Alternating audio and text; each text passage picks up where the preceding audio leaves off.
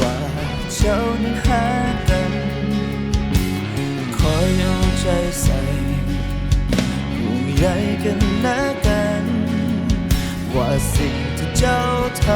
ำมันหมายความว่าอย่างใดนับวันยิ่งสับสนหัวใจอยู่เรื่อยมาเจ้าอย่าได้สบสายตาให้คอยนั้นคิดไปไกลถ้าเจ้าบ่หักจะเฮ็ดคือมีใจถ้าเจ้าบ่หักจะเฮ็ดมีใหญ่ถ้าเจ้าบ่หักจงหนีไปให้ไกลอย่าได้มาเห็นใจพอสุดท้ายแล้วเจ้าบ่หักกัน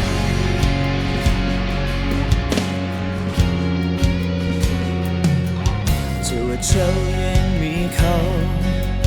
ก็อย่ามาเห็นแบบนี้สุดท้ายค่อยหูดีว่าต้องมีน้ำตาทุกเรื่องราวที่เคยผ่านมาก็ขอให้มันจบลงเพียงเท่านี้นับวันสับสนหัวใจอยู่เรื่อยมาเจ้าอย่าได้สบสายตาให้คอยนั้นคิดไปไกลถ้าเจ้าบ่หักจะเฮ็ดคือมีใจถ้าเจ้าบ่หักจะเฮ็ดมีใหญ่ถ้าเจ้าบ่หักจงหนีไปให้ไกลอย่าได้มาเห็นใจพอสุดท้ายแล้วเจ้าบ่หักกัน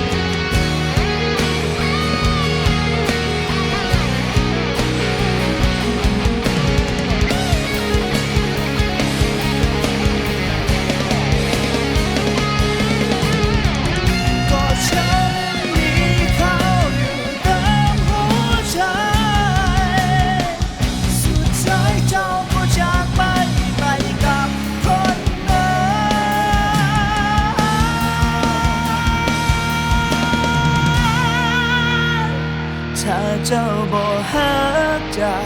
เฮ็ดคือมีใจถ้าเจ้าบ่หักจะเฮ็ด